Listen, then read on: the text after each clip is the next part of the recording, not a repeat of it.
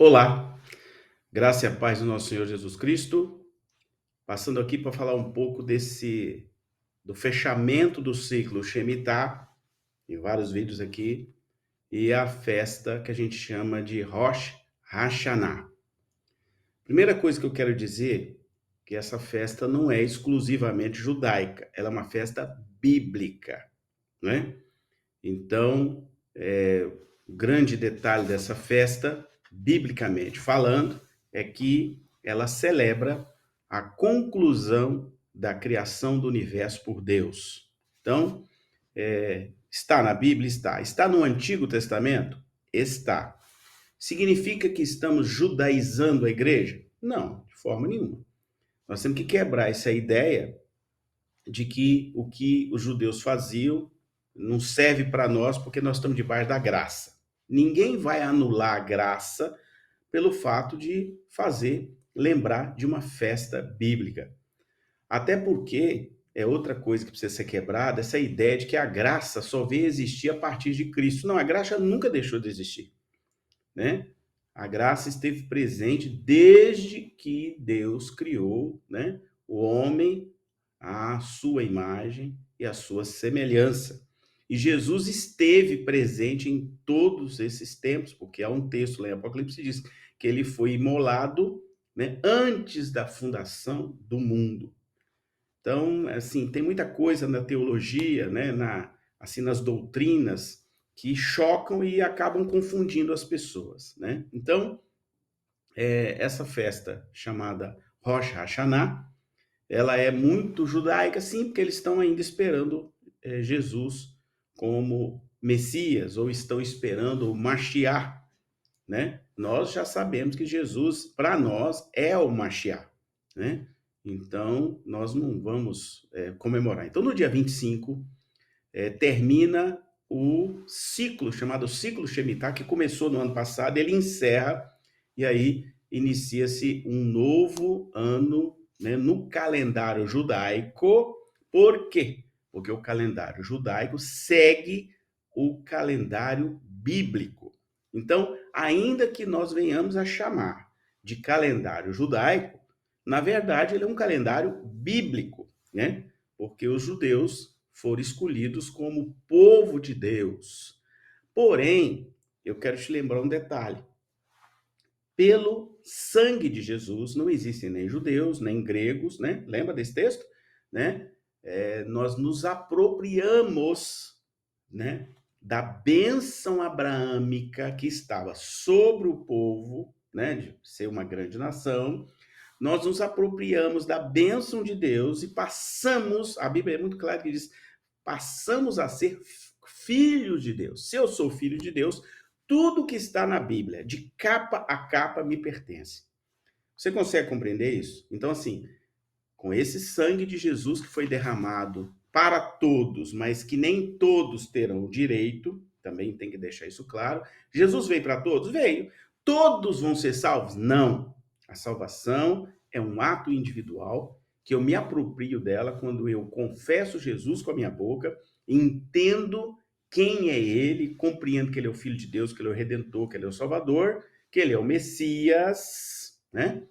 E aí eu me aproprio disso, e aí eu passo, né? Eu passo a pertencer a um reino espiritual chamado Reino de Deus. Perfeito? Colocado tudo isso, por quê? Para que não haja essa confusão doutrinária de que, não, isso é uma festa judaica, que igreja evangélica não pode usar esses nomes. Não, para com isso. Se fosse assim, ele não pode usar nem Jeová Rafá, né, Jeová Tsini, nenhum deles, né? Nem o nome Jeová, porque isso está na Bíblia hebraica, né, na Bíblia antiga. Então veja bem, né, o importante, depois que colocar que essa festa não é judaica, ela é bíblica, né? Muito antes de existir os judeus como povo escolhido e tal, né, já existia essa festa lá do Ano Novo Bíblico, porque comemora, na verdade, é o aniversário do mundo, né? Muito interessante saber isso, né? Então, um detalhe, agora eu vou falar alguns detalhes. Como nós estamos no fim dos tempos, né? Tem vários vídeos aqui que eu falo sobre isso, né? E que para nós, fim dos tempos não é o final de tudo, pelo contrário, é o início, né? Quando chegar o tempo, né, de Jesus buscar a igreja, no que a gente chama de arrebatamento, né? Que ele virá nas nuvens e ele vai passar a governar por 1000 anos, né, com paz e prosperidade, ou seja, isso é bíblico também, está lá em Apocalipse, né? Então, quando a gente lembra, né, que a cada virada do ano nós temos essa certeza de que um dia seremos resgatados eternamente, para nós esse dia, né, do ano, da virada do ano bíblico é muito importante, porque nós estamos aproveitando para profetizar e adorar ao Rei Jesus, que é Filho de Deus, né, e que um dia vai voltar nas nuvens para nos buscar. E um dos detalhes, né, dessa festa bíblica é que durante a Rosh Hashanah, principalmente lá em Israel, é feito, né, o toque da trombeta, se toca 100 vezes, né? Eles usam o shofar, que, né, na tradição bíblica é um instrumento feito de chifre em que significa o chamado de Deus para todos os moradores da terra, inclusive, né, os judeus, para se arrependerem. Então, no momento em que o shofar é tocado, Deus recebe esse toque no trono, né? E aí ele sabe que o povo continua obediente. O grande segredo da Bíblia é a obediência, né? Deus ama a obediência. Então, esse toque da trombeta é apenas simbólico, porque nós sabemos que Deus sempre mandava tocar a trombeta em Israel, né? Tem até música, toca a trombeta em Israel, exatamente para dizer de que ele estava criando ou gerando ou fazendo um chamamento ao arrependimento ou porque haveria algum movimento da parte de Deus para o povo dele.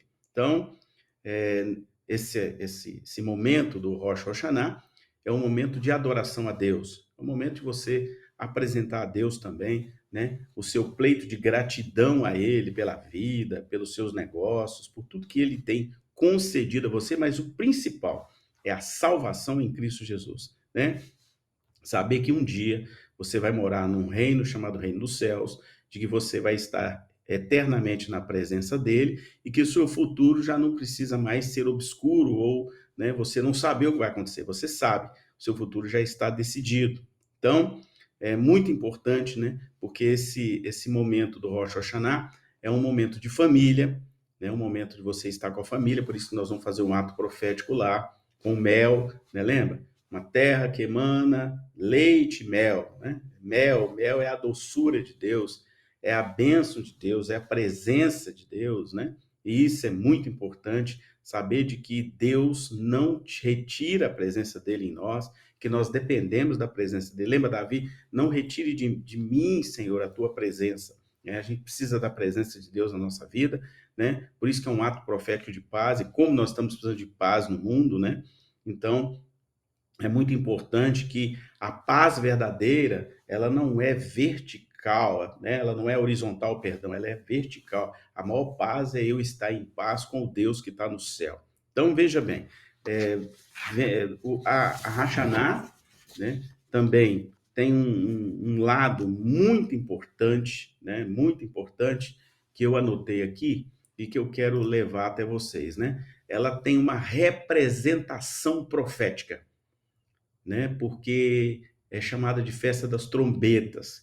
E isso para nós cristãos que já sabemos que Jesus veio e que ele vai voltar, lembra para nós ou traz para nós uma lembrança de que haverá um dia do arrebatamento da igreja, tá? Eu vou pegar o texto de 1 Coríntios 15:52, vai dizer assim: porque o mesmo Senhor descerá do céu e com a trombeta de Deus, depois nós, os que ficarmos vivos, seremos arrebatados, juntamente com ele nas nuvens, a encontrar o Senhor nos ares, e assim estaremos sempre com o Senhor. 1 Tessalonicenses 4:16 e 17.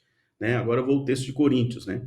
Aguardamos essa última trombeta, né? No momento, num fechar e abrir de olhos, ante a última trombeta, porque a trombeta soará e os mortos ressuscitarão incorruptíveis e nós seremos transformados. Esse é o texto de 1 Coríntios 15, 52. Tem outro texto, né, que eu também quero trazer aqui, que essa trombeta representa o juízo de Deus sobre a humanidade. Tem Apocalipse 6, 19, que diz assim: e viu 7 anjos que estavam diante de Deus, e foram-lhes dadas 7 trombetas. E o primeiro anjo tocou a sua trombeta, e houve saraiva e fogo misturado com sangue, foram lançados na terra, que foi queimada na sua terça parte. Apocalipse 8, versículos 2 e a parte 7a desse mesmo texto. Então, observe que toque, trombeta, representa profeticamente, né, uma decisão que acontecerá da parte de Deus. Então, significa, para a gente fechar o nosso vídeo, uma redenção iminente do mundo através de Jesus. Podemos imaginar, né, aí uma enorme explosão de trombeta, literalmente sacudindo a terra para anunciar o retorno de Cristo como Rei dos Reis. Podemos imaginar como somos santos em Cristo Jesus, né, separados, né, que nós vamos subir com Ele, porque Ele diz assim: os que me seguem vão comigo para um novo lugar, uma nova morada. E aí nós vamos subir e encontrar Cristo no ar e se juntar para sempre com Ele como Salvador, e aí participar do governo dele, né? Um governo de paz e de justiça e de prosperidade. Tudo isso será anunciado através de uma trombeta, ao som de uma trombeta, tá? Então, fique atento, são pontos simbólicos, bíblicos, e que a gente precisa se apropriar disso. E a festa não é adoração a nenhuma coisa de judeu, mas sim um tempo profético de adorar a quem pode e deve ser adorado, que é Deus, nosso único Deus. Deus para nós é único, nós não adoramos outras coisas, adoramos a Deus em espírito e em verdade. Ah, mas podemos usar alguma coisa, né, como simbologia, sim, a simbologia só, mas nós não adoramos imagens, nós não adoramos nada que possa substituir o Deus como nosso Senhor e o nosso Salvador. Que Deus te abençoe em nome de Jesus.